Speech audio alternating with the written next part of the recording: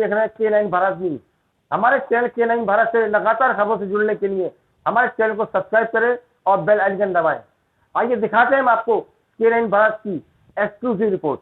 सैयद वसीम रिजवी, एक ऐसा नाम जिसका नाम सुनकर आज दुनिया भर के मुसलमानों में खून खौल उठता है। वजह ये कि उसने सुप्रीम कोर्ट में एक याचिका दायर की है, जिसमें उसने कहा है कि कुरान शरीफ में से 26 आयतों को हटाया जाए, क्योंकि वो आयतें आतंकवाद को बढ़ावा देती हैं। ये सुनकर दुनिया भर के मुसलमानों में आक्रोश पैदा हो गया है। जगह जगह उसके विरोध प्रदर्शन हो रहे हैं। यहाँ तक कि उसकी हयाती कब्र भी तोड़ डाली है मुसलमानों ने। यहाँ हम आपको बताते चले हयाती कब्र क्या होती है।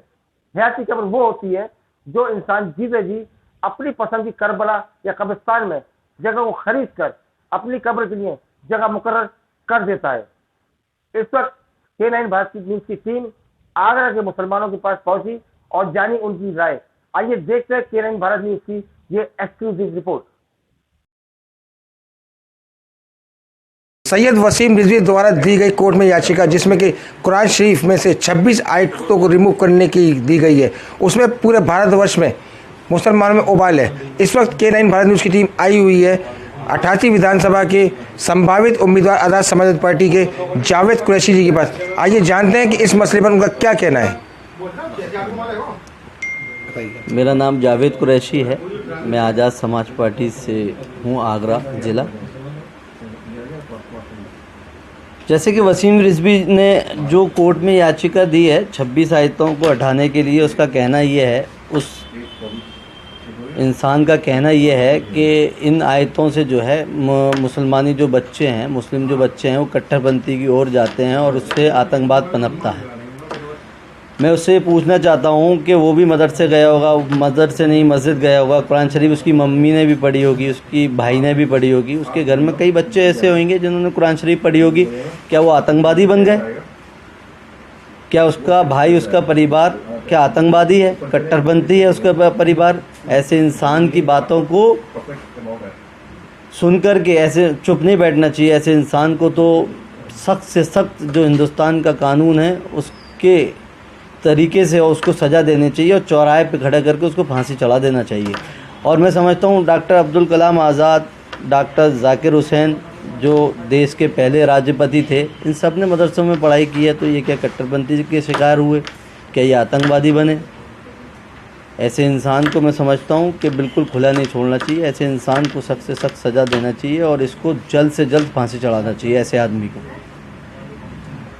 तो आपने सुने कितना आक्रोश है जावेद कुरैशी के बयान के अंदर कि वो चाहते हैं कि कोई ना कोई उसको सज़ा तजवीज़ की जाए। कल सियाहों ने और सुन्नियों ने, आगरे के मुसलमानों ने कल एक ज्ञापन दिया जिला अधिकारी महोदय को और SSP साहब को। ये साहब इसके खिलाफ मुकदमा कायम होना चाहिए और इस तरीके से जो है इसने हिंदुओं को खुश करने के लिए जिस किस्म के बयान दे रहा है और हिंदू समाज भी इससे खुश नहीं है। ना ये मुसलमान है और ना ये हिंदू है। इसको जो है इस तरीके से लटकाया जाए जहाँ पर लोग इसकी तरस भी न खाना इसके ऊपर, इस तरीके उसको तो अब लोग क्या मारेंगे? कुदरत इसको मार ही रही है। वैसे भी इसके बोल वचन से जो है वो कुदरत मार रही है। मदरसों की बात है, मदरसों के तो ये आज से थोड़ी बोल ले आए। मदरसों के लिए तो ये कम से कम 5 साल से बोल ले आए। सर, ये सैयद वसीम रिजवी द्वारा जो एक याचिका दायर की गई है कोर्ट में कि कुरान शरीफ में से 26 आयतें रिमूव की जाएं, उसके बारे में आप क्या कहना चाहेंगे? देखिए, वसीम रिजवी जो है वो एक महावाहियात आदमी है। मैंने दूसरे लोगों को भी अपना स्टेटमेंट दिया है।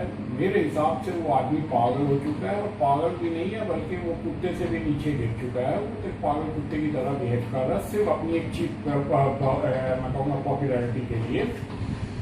सबसे बड़ी बात क्या है कि इससे आप समाज को ना एक दूसरे के खिलाफ बरगला रहे हैं, क्योंकि हमारे मुसलमानों में भी है ना कई कई हिस्सों में बटे हुए हैं, तो कई दफ़ा ऐसा होता है कि एक आदमी का स्टेटमेंट दूसरों को पसंद नहीं आता, तो ये सिर्फ समाज को बांटने वाला काम किया जा रहा है।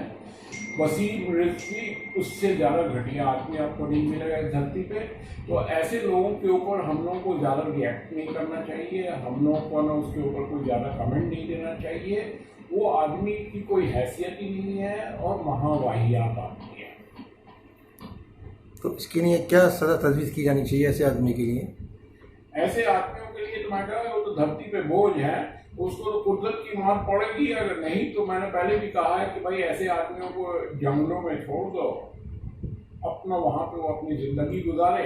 और हो सकता है कि जंगल में जानवर भी उसे ना पसंद करे, तो ना वो दुनिया का होगा ना जंगलों का होगा। तो मेरा अपना मानना है कि ऐसे आदमियों को कोई अहमियत देनी ही नहीं। पूरे देश के अंदर सैयद वसीम रिजवी द्वारा दी गई अपघात टिप्पणी पर उबाल उठ रहा है। इस वक्त हमारी K9 भारत न्यूज़ की टीम पहुंची हुई है मल्टोना क्षेत्र के अंदर, जहां मुस्लिम समाज में भारी रोष है। इस वक्त हमारे साथ है वहां के शरीफ काली साहब। आइए जानते हैं कि वो क्या कहना चाहेंगे इसके बारे में। वसीम रिजवी के बारे में आप क्या कहना चाहेंगे? वो बयान दिया वसीम रिजवी ने सुप्रीम कोर्ट के अंदर जो कहा है कि कलाम पाक के अंदर 26 आयतें ऐसी हैं जो आतंकवाद को बढ़ावा देती हैं। वसीम रिजवी एक जाहिल इंसान है। अगर वो पढ़ा लिखा होता और कलाम पाक को पढ़ता तो ऐसी बात ही नहीं कहता। कुरान शरीफ एक आसमानी किताब है जिसको अल्लाह ताला ने अपने प्यारे महबूब सल्लल्लाहु अलैहि वसल्लम के ऊपर नाजिल की, और उस कुरान शरीफ के अंदर दुनिया के अंदर भाईचारा पैगाम देने की बात कही है, और ये भी बताया है कि इस्लाम मजहब किसी के मजहब को बुरा नहीं कहता। तो वसीम रिजवी का दिमाग ख़राब हो गया है। क्या पूरी दुनिया की कोई ताकत नहीं है कि कुरान शरीफ का एक अल्फाज भी बदल सके। कुरान शरीफ के अंदर कोई ऐसी आयत नहीं है जो आतंकवाद को बढ़ावा देती है। आतंकवादी तो तू खुद है, क्योंकि तूने ये बात कहकर मुसलमानों का दिल दुखाया है, और जो किसी का दिल दुखाता है वो एक आतंकवादी होता है।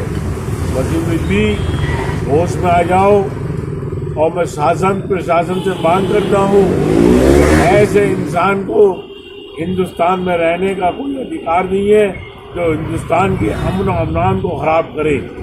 वसीम रिजवी ने कुरान शरीफ की आयतों की तौहीन करके, कुरान शरीफ की आयत की क्या तौहीन करेगा? वो अपने आप को खुद तौहीन बेइज्जत हो रहा है। कलाम पाक की दुनिया में कोई तौहीन नहीं कर सकता।